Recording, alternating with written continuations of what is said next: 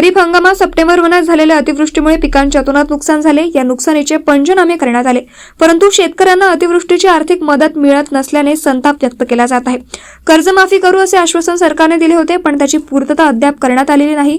मागील वर्षभरात यवतमाळ जिल्ह्यात अनेक शेतकऱ्यांनी नापिकी आणि कर्जबाजारीपणाला कंटाळून आत्महत्या केल्या आहेत। सरकारने याचा विचार करून शेतकऱ्यांना आर्थिक मदत देण्याची मागणी शेतकऱ्यांकडून करण्यात येत आहे। खैरात देऊन शेतकऱ्यांचा विश्वासघात करून सत्तेत बसलेलं हे महायुती शासन 1 सप्टेंबर आणि 2 सप्टेंबरला झालेल्या अतिवृष्टीची आर्थिक मदत देण्यासाठी अजून शेतकऱ्याचा किती अंत पाहणार हे कळायला एक शेतकरी म्हणून मार्ग नाही।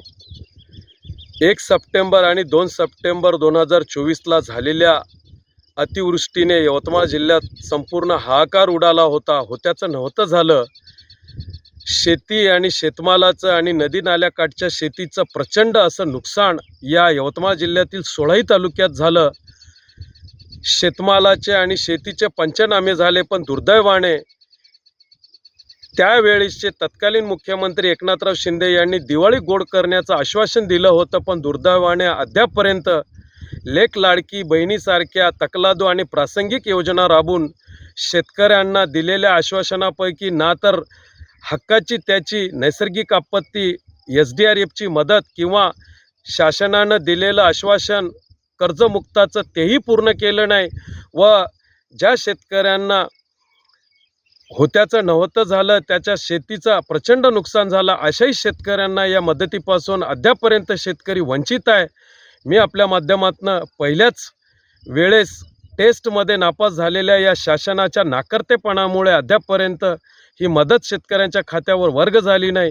मी देवेंद्र फडणवीस साहेबांकडे मागणी करतो की त्यांनी तात्काळ आत्महत्याग्रस्त यवतमाळ जिल्ह्यातील शेतकऱ्यांच्या खात्यावर ही अतिवृष्टीची मदत वर्ग करावी। चालू खरीप हंगामामध्ये आर्थिक विवेचनेमध्ये 342 शेतकऱ्यांनी या जिल्ह्यामध्ये आत्महत्या केलेल्या, किमान याची तरी संवेदनशीलता व आस्था बाळगून शेतकऱ्यांना आर्थिक विवेचनेतून बाहेर काढण्यासाठी ही मदत तातडीने शेतकऱ्यांच्या खात्यावर वर्ग करावी। कोल्हापुरातील गरिबांचा थोरला दवाखाना म्हणून छत्रपती प्रमिलाराजे रुग्णालयाची ओळख आहे, मात्र छत्रपती प्रमिलाराजे रुग्णालयामध्ये अनेक घोटाळे समोर झाल्याचा आरोप शिवसेना उद्धव बाळासाहेब ठाकरे गटाकडून करण्यात आला आहे। यावेळी हृदय शस्त्रक्रिया विभागात साधारणतः 25 कोटी लागत असताना 52 कोटींचा खर्च कसा दाखवला, अपंगांचे दाखले व विविध पदांवर नियुक्तींच्या पत्रांवर जिल्हाधिकारी आणि अधिष्ठानची सही कोणी केली यासह अन्य काही विषयांवर खुलासा मागण्यात आला। दरम्यान या संदर्भात शिष्टमंडळाच्या वतीने CPR अधिष्ठानाला निवेदन देण्यात आलं। खरं तर छत्रपती ताराण्यांचा जिल्हा हा महाराष्ट्रात असून दे किंवा कुठेही असून दे, मुली जन्माला आल्या पाहिजेत, मुलींचा बर्थ रेट आहे तो वाढला पाहिजे, ही शासनाची भूमिका आहे आणि अनेक ठिकाणी जाहिराती केल्या जातात। परंतु काही कसाई, काही नालायक लोक, काही डॉक्टर्स आणि डॉक्टरच्या हाताखाली तयार झालेली काही लोक आहेत की पैशाच्या हव्यासपोटी ह्या लहान बाळाला आपल्या ज्या कळ्या असतात त्या कुरतडून टाकण्याचं पाप करतायत। आज मी 2 क्लिप दाखवल्या, त्या नराधामांना मी तर म्हणतो फाशी झाली पाहिजे, कायदे एवढे कडक झाले पाहिजे की खून आहे हा खून, एक लहान बाळ मारायचं आणि पैसे मिळवायचं, हे कुठली पद्धत चालली आहे महाराष्ट्रामध्ये, या देशामध्ये आपल्या।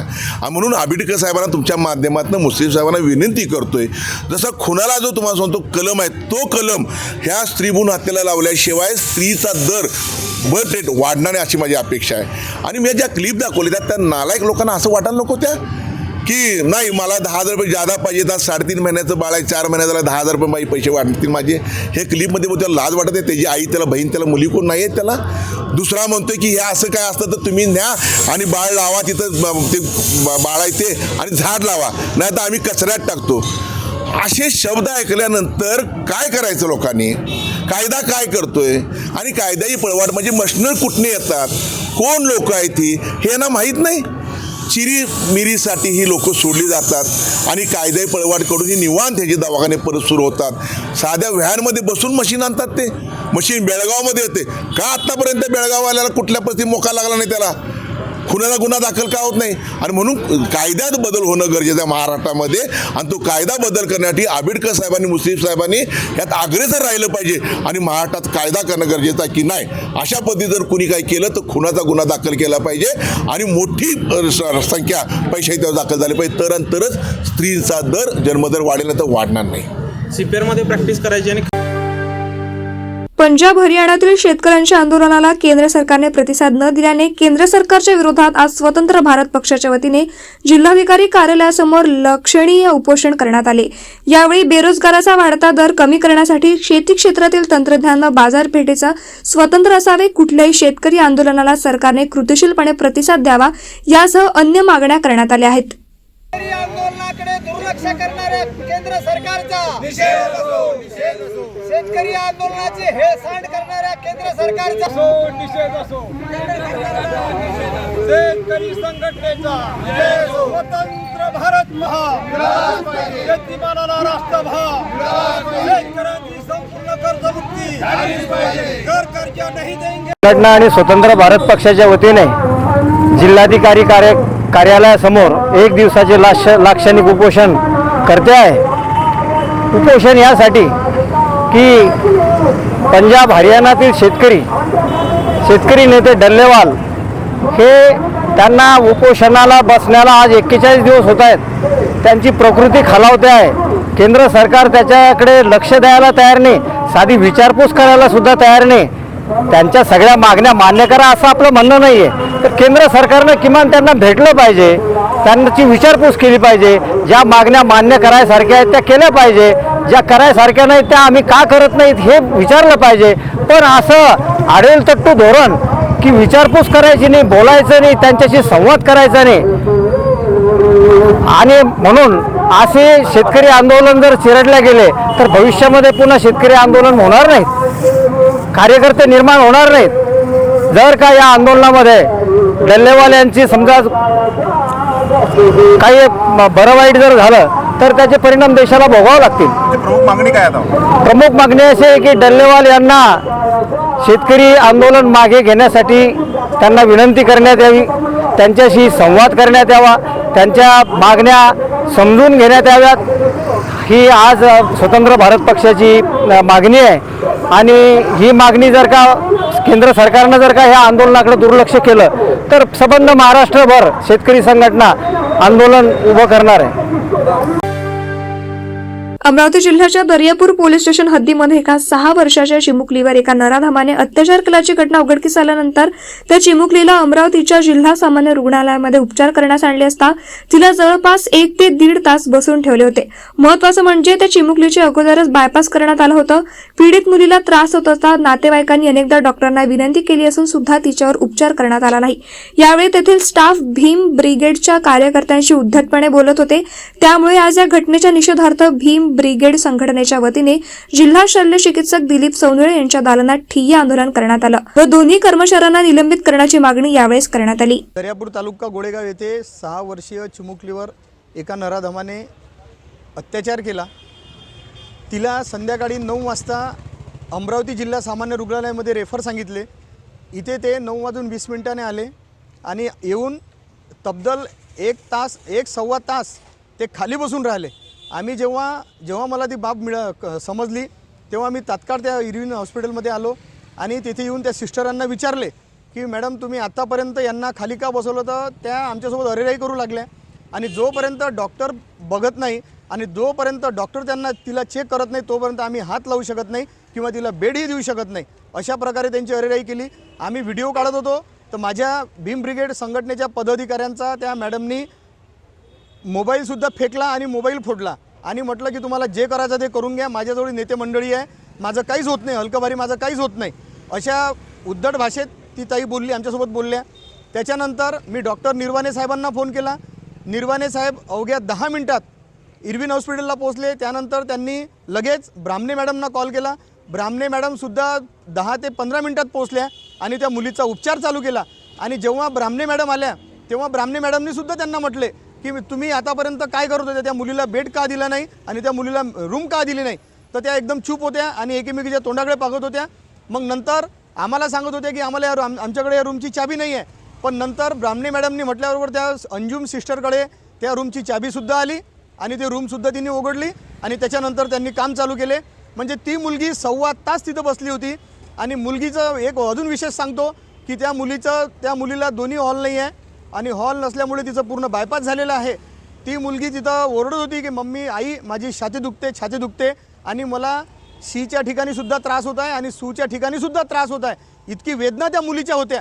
आमच्याकडे व्हिडिओ आहे, ज्या ठिकाणी ते बसली आहे तो व्हिडिओसुद्धा आहे, पण मात्र पीडितेचा व्हिडिओ हा व्हायरल करता येत नाही म्हणून आम्ही तो व्हिडिओ व्हायरल केला नाही. आणि त्या सिस्टरनी जे जयमाला मोहोड आहेत, जयमाला तंत्रपाळे आहेत आणि अंजुम सिस्टर आहेत, यांनी जो हुज्जत घातला आहे, यांनी जो आमच्यासोबत प्रकार केला, त्या पीडितेसोबत प्रकार केला, तो पूर्ण आमच्या कॅमेऱ्यामध्ये कैद आहे. म्हणून आम्ही आज त्यांना निलंबनचं आम्ही आज मागणी केली. त्यामध्ये जयमाला मोहोळ यांना कार्यमुक्त करण्यात आले आणि हे पत्रसुद्धा आम्हाला त्यांनी दिलं आहे कार्यमुक्तचं. आणि अंजुम सिस्टर यांचं अकोला येथे डीडीकडे पाठवण्यात आलेलं आहे. त्यांनासुद्धा कार्यमुक्त करण्याचं पत्र CS साहेबांनी त्यांचा अहवाल अकोला येथे पाठवत आहे.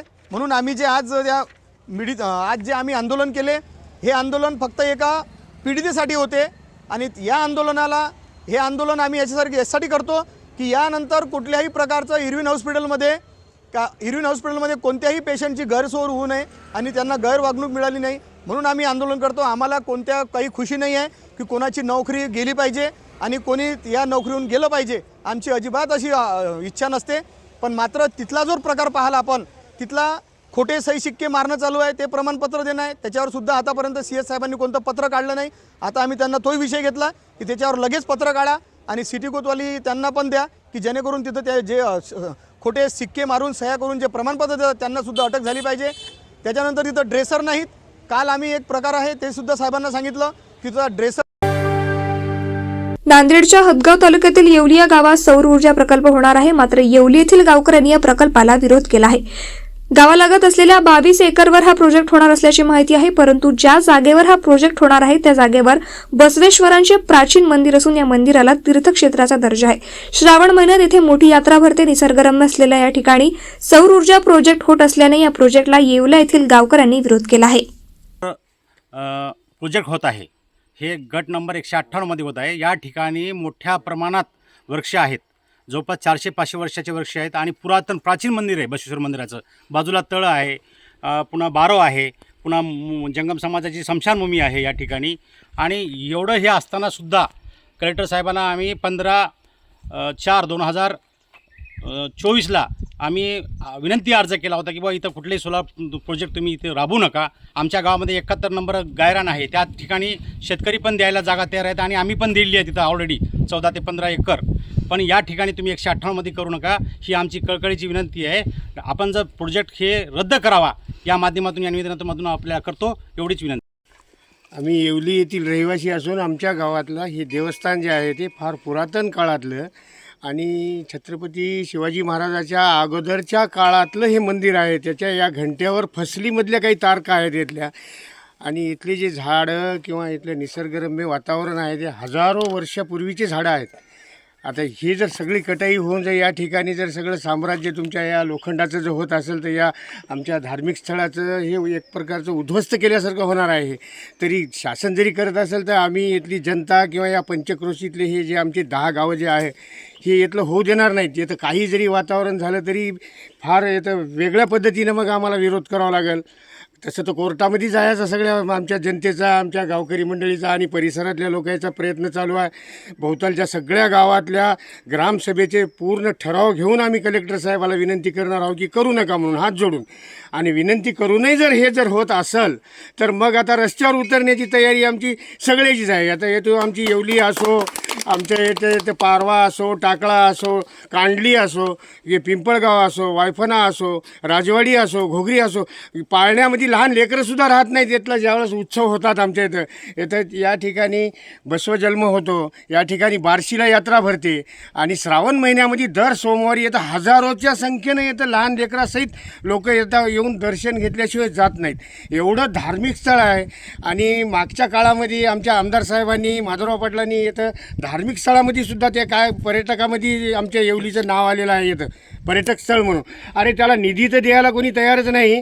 मात्र आता मला सांगा तुम्ही, आता हे उद्ध्वस्त करायचं जर मागं शासन लागलं तर ही गोष्ट चांगली नाही. बरं, काही काळामध्ये मागच्या याच्यामध्ये आमच्यातल्या सरपंचाच्या खटपटीमुळं बिचाऱ्याने खूप येतं निधी आणून येतं काय गट्टू फिटू मधात मंदिरात परिसरामध्ये काय मधातला, पण बाहेरला जे परिसर आहे तर तळं आहे, तर निसर्गरम्य वातावरण आहे, बाहेरगावचे शाळेतले लोकांच्या सहली येतात लेकरायच्या, आणि एवढाने झाडं त्याच्या आयुष्यात पाहायला न भेटले असतील असे झाडं येतात. एवढं जर नष्ट करून जर कलेक्टर साहेब जर जिद्दी न करत असतील, हां काही चुका झाल्या असतील. अगोदर काय झालं, आमच्यातले गट नंबर टाकण्यामध्ये आमच्या ग्रामसेवक साहेबाची चूक झाली.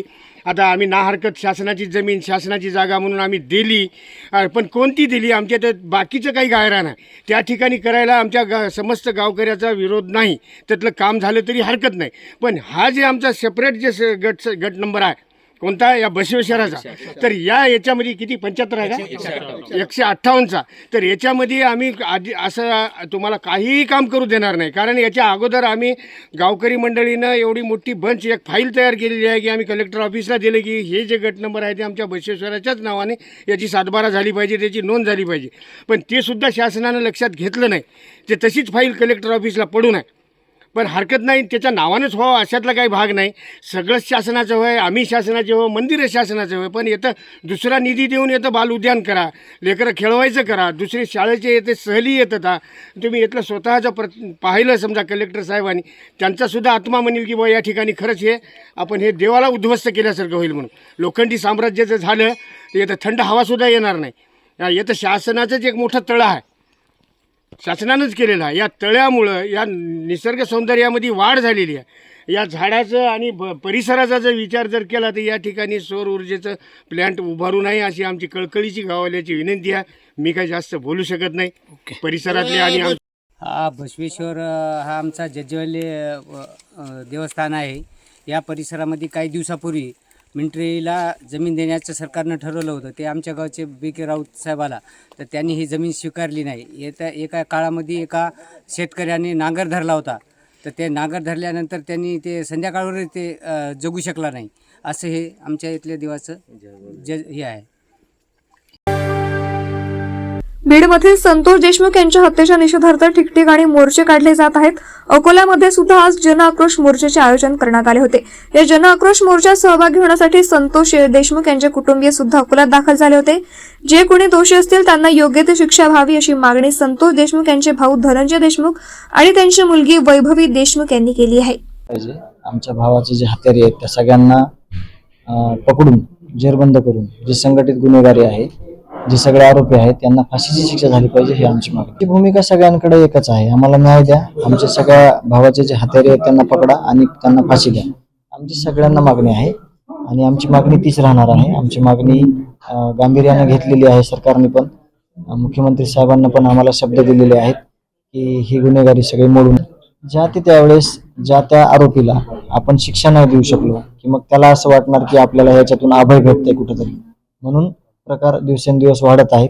त्याचंच हे उत्तम उदाहरण आहे की ह्या प्रत्येक आरोपीवर कमीत कमी 5च्या नंतर पुढं 5, 10, 15, 19, 22 असे गुन्हे आहेत आणि त्या गुन्ह्याला कुठंतरी डोळ्यामागं केल्यामुळे हे गुन्हेगारी वाढलेली.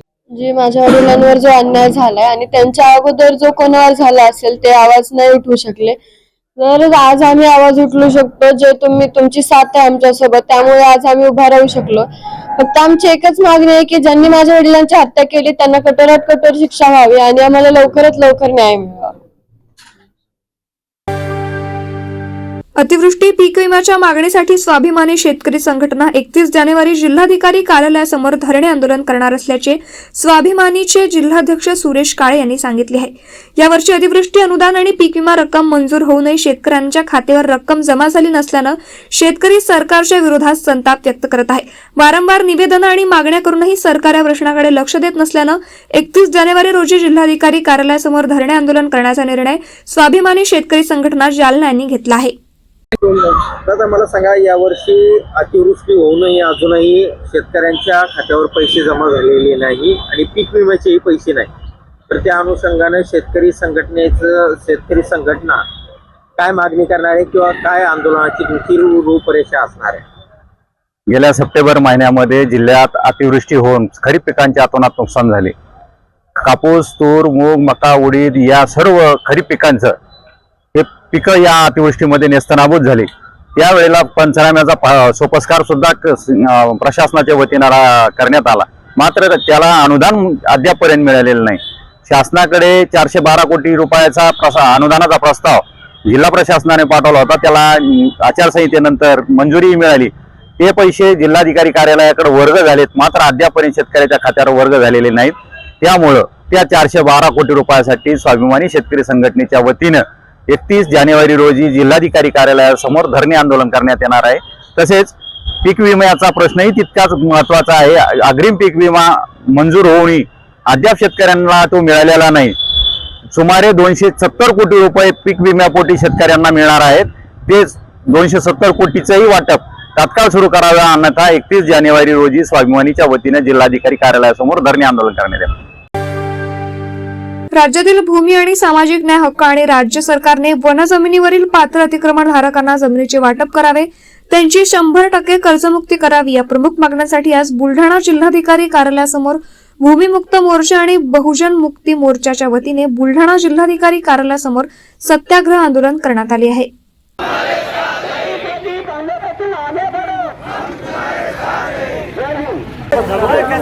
राज्य सरकारला आजच्या या सत्याग्रह आंदोलनाद्वारे भूमिमुक्ती मोर्चा संघटनेच्या वतीने एवढंच सांगणं आहे, सातत्याने गेले अनेक वर्षापासून ते चालू असलेलं आंदोलन आहे। अशा सर्व महसूल जमिनीच्या, भूमिनांच्या, भूमी हक्काच्या जमिनीच्या पट्ट्याचा, त्यांच्या निवासी पट्ट्याच्या बाबतीतला सरकारनं तात्काळ निर्णय घ्यावा। राज्य सरकारनं सुप्रीम कोर्टाचा जो 2011चा निर्णय, या निर्णयाच्या आधारावर सुप्रीम कोर्टामध्ये दाद मागावी। बुलढाणा जिल्ह्यातील वन जमिनीचे जे पट्टे, आदिवासींचे पट्टे, पात्र पट्टे निर्णय झालेला आहे, 2 वर्ष झालं त्या पट्ट्याचं वाटप नाही, त्या पट्ट्याचं तात्काळ आजच्या आज वाटप करावं। आदिवासींच्या वन जमिनीचे अपात्र ठरलेले दावेदार आहेत, अशा दावेदारांच्या बाबतीमध्ये जिल्हा प्रशासनानं, राज्य सरकारनं फेरविचार करावा। निवासी घरांच्या पट्ट्यासोबतच राज्यातील भूमिरांच्या भूमिमुक्ती, कर्जमुक्तीच्या बाबतीमध्ये राज्य सरकारनं विचार करावा। आदी अन्य अनेक गावामध्ये आजही माणूस जन्माला येतो, तो शेवटी त्याच्या अंत्यविधीसाठी स्मशानभूमीच्या जागासुद्धा नाहीत। त्याच्यासाठी मोठा सामाजिक असमतोल निर्माण झालेला आहे। या बाबतीमध्ये संघटनेच्या वतीनं बुलढाणा जिल्ह्यातील प्रत्येक गावातील स्मशानभूम्या ज्या आहेत, त्या स्मशानभूम्यांच्या तात्काळ त्यांच्या त्या समाजाच्या ताब्यात देऊन त्याच्यावर सर्वांगीण विकास करण्यात यावा। एकूणच भूमिनांच्या भूमिमुक्ती, कर्जमुक्ती, सामाजिक न्याय या सर्व मागण्याच्या बाबतीमध्ये राज्य सरकारनं तात्काळ विचार करावा, अन्यथा हा छोटासा सत्याग्रह मुंबईच्या दिशेनं, सत्याग्रहाच्या दिशेनं वाटचाल केल्याशिवाय राहणार नाही, असा इशारा या ठिकाणी सरकारला देणार। भिवंडीवाडा या खासगीकरणातून विकसित झालेल्या 64 किलोमीटर लांबीच्या रस्त्याची प्रचंड दुरावस्था झाली आहे। या नादुरुस्त झालेल्या रस्त्याने प्रवास करणारे प्रवासी, चाकरमानी आणि विद्यार्थी हैराण झाले आहेत। शिंदे गटाचे भिवंडी ग्रामीणचे आमदार शांताराम मोरे यांनी सार्वजनिक बांधकाम विभागाच्या अधिकाऱ्यांसोबत या रस्त्याची पाहणी केली होती। यावेळी सार्वजनिक बांधकाम विभागाच्या अधिकाऱ्यांना धारेवर धरत याची तात्काळ दुरुस्ती करावी, ज्या ज्या ठिकाणी आवश्यक आहे त्या ठिकाणी कामे त्वरित पूर्ण करावी अशा सूचना आमदार शांताराम मोरे यांनी अधिकाऱ्यांना दिल्या होत्या। रस्त्याची दुरुस्ती करण्यासाठी प्रत्येक वर्षी सार्वजनिक बांधकाम विभागाकडून कोट्यवधी रुपये खर्च करून सुद्धा या रस्त्यावरील खड्डे जैसे थे राहिल्याने तेथील नागरिक संतप्त झाले आहेत। भिवंडी-वाडा रोड ही दुरावस्था गेल्या 10 वर्षापासून आहे आणि याच्यावर कोणताच नेते मंडळी असो का कर्मचारी वर्ग असो किंवा इतर कोणतेही व्यक्ती या रस्त्याकरता कोणीच दुर्लक्ष झालेलं आहे आणि खड्ड्यांची फार दुरावस्था झालेली आहे आणि अहमदाबाद वाडा रोड फार मोठ्या ट्रक लोडिंगच्या चालतात आणि रस्त्याचे फार मोठे दगडे, खड्डे, सर्व सामान्य नागरिकाला फार मोठा त्रास सहन करावा लागतो। गेल्या 10 वर्षापासून भिवंडी तालुका या स्थानिक पोलीस स्टेशनमध्ये किती ॲक्सिडेंट झालेले आहेत आणि किती जवान या रस्त्याच्या दुरावस्थेमुळे दगावलेले आहेत आणि ज्या घरातून एक व्यक्ती दगावतो तर त्या कुटुंब पूर्ण कॉलॅप्स होतो। जर ह्या लोकांनी लक्ष नाही दिला तर मी फार मोठ्या प्रमाणात आंदोलन करणार स्वतः अजय कालन येणाऱ्या काळात। जर 15 दिवसात त्यांनी आणि PWD ऑफिसर कोणताच कॉल उचलत नाही माझा, मी स्वतः त्याला कॉल करतोय पण